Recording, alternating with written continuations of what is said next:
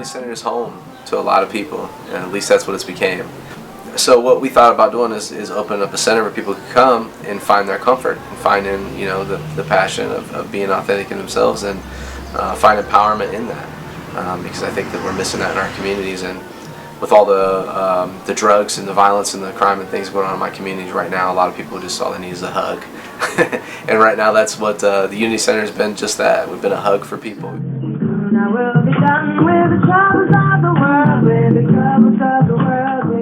Probably about 3 years ago, me and my friends, Nicholas Arcane and Robert Yoder, we just hung out all the time, and we would have moments where we would sit around by the fire and talk about life and sustainability, and we just came up with this idea that we needed to create something for our community to get them more involved. So we came up with the idea of Eden. We went into the idea of starting a community center for everybody to be able to come to, where we could bring families together.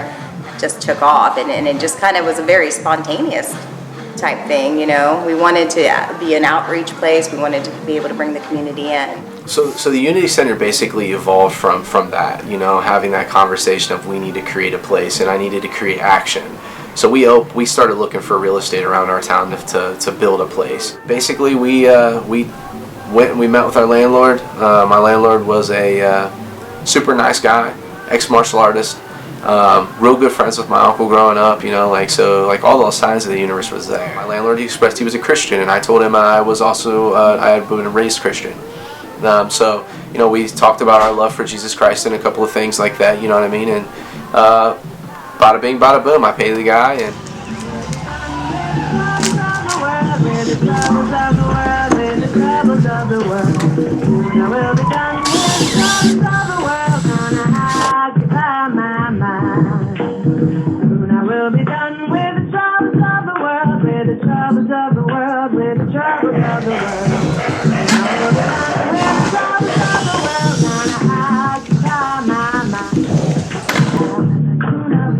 each of us just put a little part of our lives into this building. Like everything that we have some of it came from our homes and donation, time, ideas. We all just got together and this is what unfolded. So we opened the Unity Center. We had no idea what we was doing. I paid 4 months in advance. I got all the utilities turned on, and we just started coming up with ideas. We just wanted to stir up and empower the community, and I think we did just that.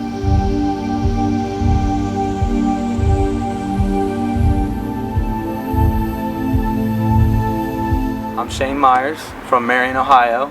I work for Disco Pizza. My passion is just creating good vibes and transmitting love any way I can, rather it's hugging somebody or dancing with somebody or just listening to somebody, I've hid, like I said, in the background for so long, and I just want to get out there and create, good however I can. I first got involved with the Unity Center, it was probably back in, I'd say around January. I've seen a lot of action on Facebook through Nicholas and Dolly Salisbury. This is my hometown, and there's always been a lot of negative vibes through my hometown here, and I saw they was really wanting to, try to bring positive back to the town, so, I found interest in that and decided to come here and be a part of it. Well, I moved here from, South Carolina. Scaled down my life a whole lot. Lived in the camper here. First I just started, I was just going to start basically just being night watchman here, but, and be kind of behind the scenes, but, I realized there was a little bit more than behind the scenes for me to be a part of, so, as soon as I walked in the door, it was smiles and hugs, and he didn't even know who I was exactly yet, and I, introduced myself as Shane, and it clicked, and, that was like an instant brotherhood bond right there between me and Nicholas at that moment, and it's just pure family. Everybody gives you that vibe regardless. of anything. It's just you know you're in a good place when you walk in them doors. The first time I met Shag, he was just this burst of energy, and I was immediately drawn towards him. He lived here for a while, and then he moved away, but I always stayed in touch with him. And then I started telling him about what I was up to, and me and Robert and Nick, and I just give him little bits and pieces. He said, well, that sounds really cool, you know, and then eventually, you know, he came back here to live, to be a part of what we're doing. He had to give up a lot to come here, but and I know this has got to be hard for him because he gave up so much, and so didn't Robert, so didn't we all sacrificed. But at the end of the day, it's still worth it. If you build it, they will come. They will come to this podunk town, you know. So we found the fruits of our labors, not in money, but in the company that have came to create harmony with us. I remember one day, I was when we were starting to bring things in.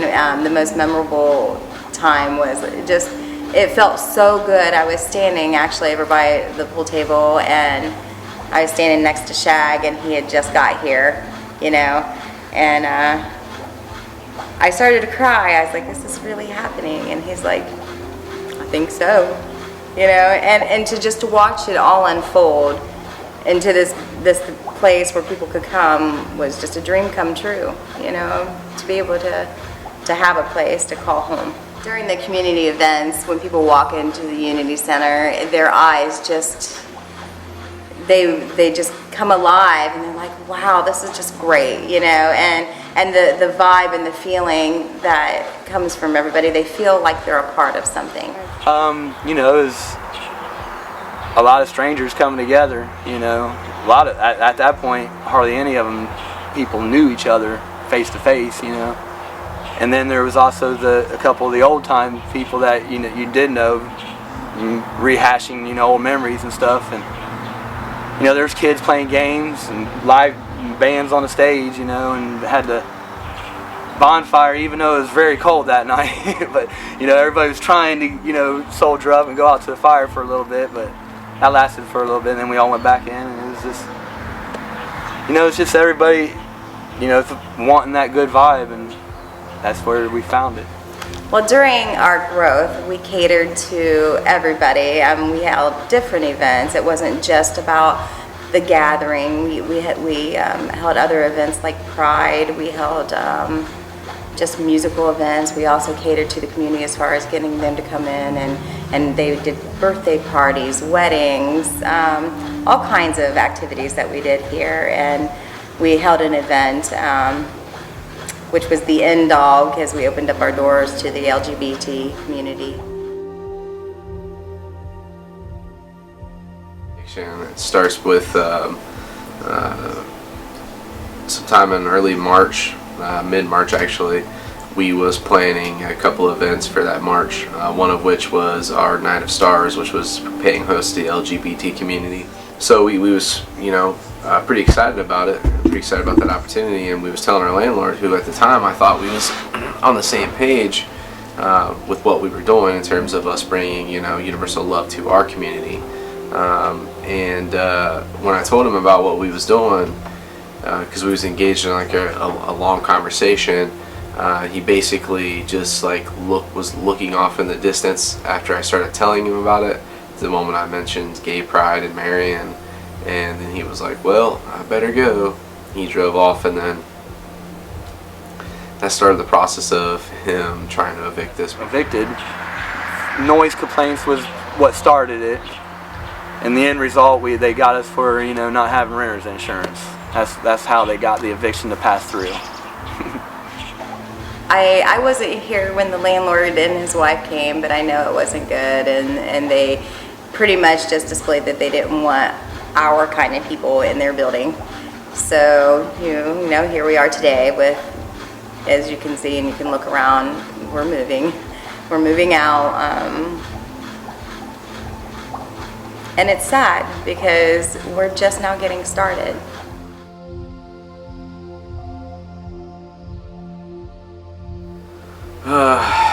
process of tearing down the Unity Center this week have been pretty heavy for me. Once we've got our final eviction letter, I kind of tried to hide it in my head that it was happening to us. I felt like I had to wish it away in my mind. And Man, packing everything up, that's depressing, to be honest. You know, I came here and I put a lot of work. You know, I built a few things here, and you know, and took a lot of pride in that because you know, I was wanting to see this flourish. You know, when they stopped us dead in our tracks, you know, it was hard. And these last couple of days, been tearing down the stage and dismantling the aquaponics system, and that's rough. It feels terrible. It feels terrible that we have to move, but at the same time, you know, I try not to focus on that bad part about it. I just think it'll just pivot us into the direction we need to go, because we did, you know, as much as we didn't get as many people in here as we wanted to, we did get out there, and people do know, they do recognize the We the Meek symbol. They do, you know, understand, you know, they have an idea of what we are starting to do, you know. I don't know.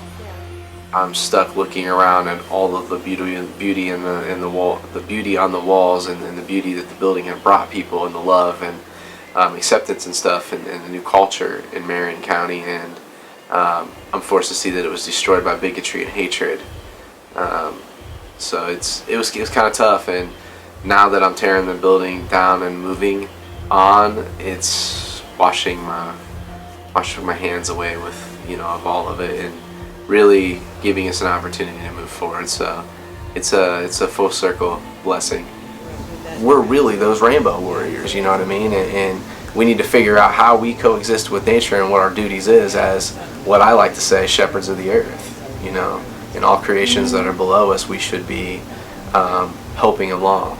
Maybe one day even having, like, it's my dream to always have this Eden house. I know that's what I've always thought, that we could have an Eden house where people could come and live and help work in the land and contribute as one. We should be able to do that every day, you know, and eat healthy foods and just live the way we're supposed to be living.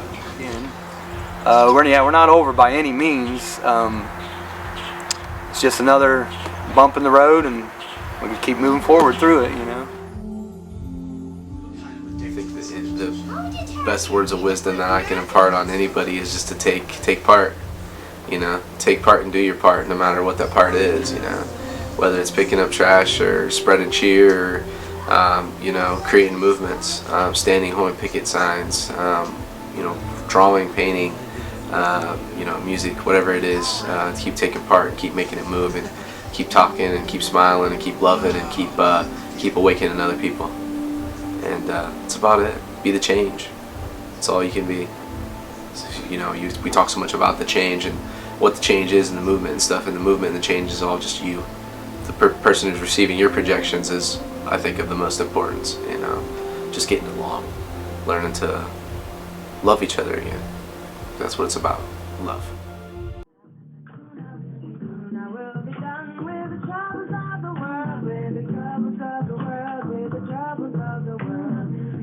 Will be done.